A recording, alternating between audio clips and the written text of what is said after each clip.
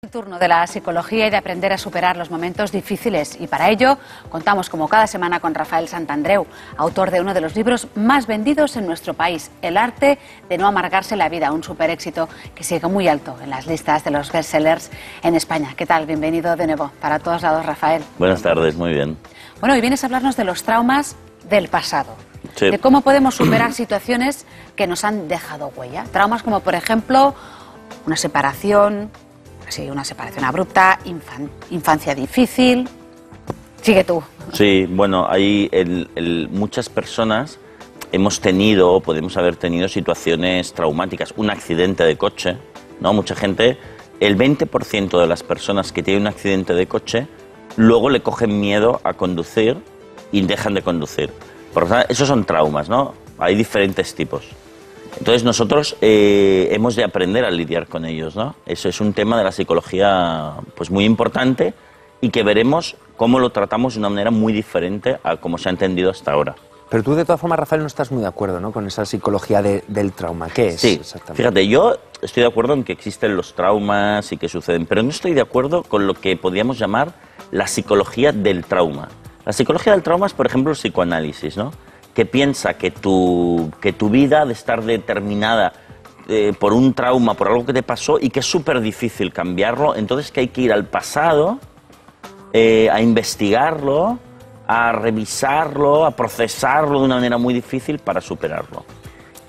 Por el contrario, yo lo que pienso, y los psicólogos que hacemos la psicología más moderna ahora, pensamos que el problema de nuestra vida está en o lo que nosotros hemos de cuidarnos es del presente y del futuro, que es lo que cuenta. Y si nosotros estamos mal, es por lo que nos decimos en la actualidad, aunque hayas tenido un origen en algún hecho traumático. El problema está ahora. Por lo tanto, ¿qué es lo que te estás diciendo ahora sobre la vida? Cámbialo y déjate del pasado. Pero quizás es necesario ir al origen para solucionar ese problema.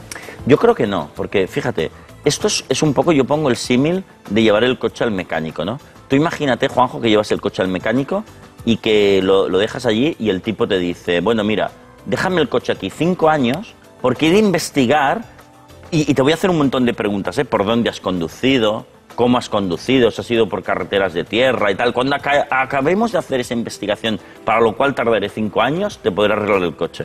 Tú dirás, bueno, oye, o sea, lo que pasa en el coche es que hay un agujero en el tubo de escape y punto. Lo puedes cambiar, el tubo de escape, y punto. Me da igual cómo ha sido. Me da igual por qué se ha producido eso. Ahora, ¿sabes cambiarlo? Entonces, eso es lo que hacemos nosotros ahora con la psicología moderna. Y en pocas sesiones, por ejemplo, fíjate, el psicoanálisis trabajaba o trabaja, todavía hay personas que lo hacen, en un periodo de 5 años, por ejemplo. Nosotros en un periodo de 3 meses. Fíjate qué diferencia.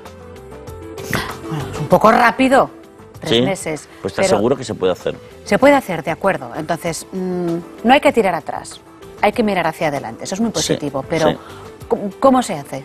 Bueno, pues fíjate, lo que hay que hacer es revisar qué diálogo interno, qué creencias irracionales te hacen estar mal. Por ejemplo, imagínate, hay gente que tiene un trauma porque le abandonó el novio o la novia abruptamente y ahora fue un hecho traumático y ahora no puede comprometerse en relaciones porque tiene miedo, ¿no?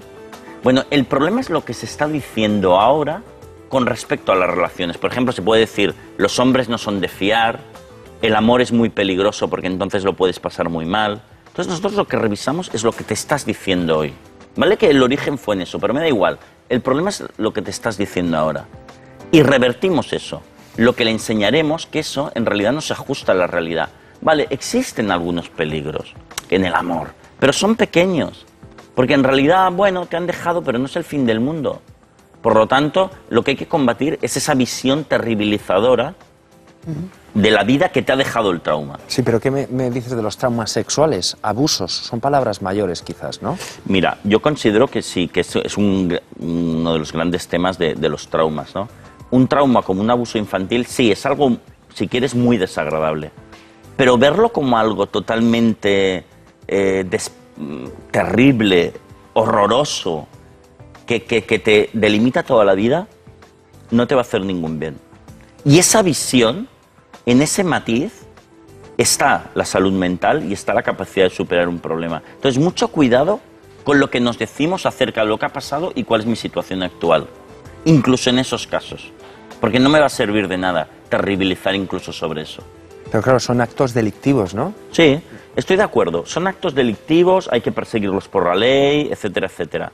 Vale, pero de ahí, por ejemplo, decir que es un acto imperdonable, que jamás lo superaré, ese es otro problema.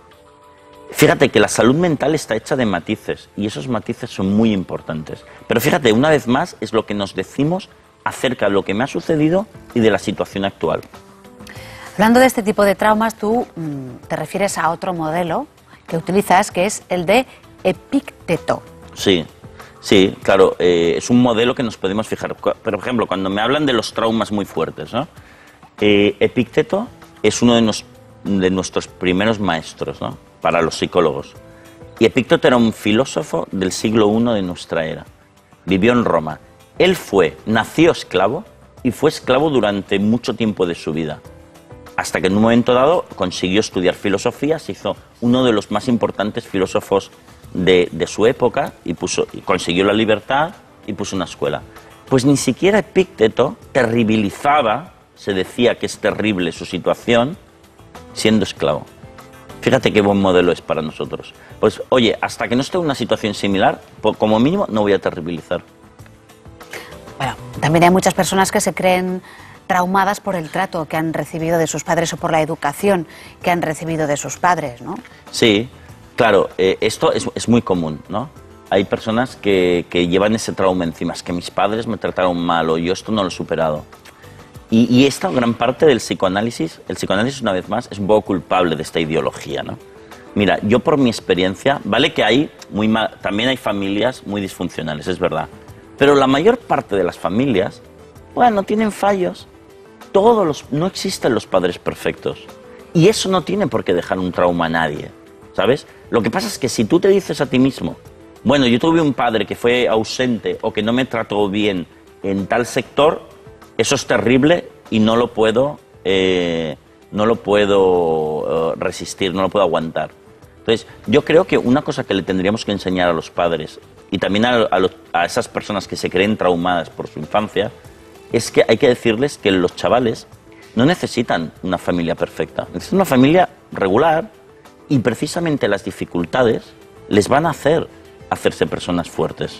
Por lo tanto, no es necesario eso. Lo que pasa es que a veces no sé, hay como dices tú, ¿no? De todo, pero muchas veces hijos de padres separados afirman eso, ¿no? Es decir, Sí. He sido muy desgraciado, ¿no? Por culpa de mis padres que también... Y la separación, ¿no? Sí. Mira, yo creo que si tuviésemos que estar traumatizados por las discusiones o los problemas que ha habido en nuestras familias, yo creo que en Occidente estaríamos todos traumatizadísimos, ¿no? Porque es normal que haya un poco de discusiones, que haya fallos.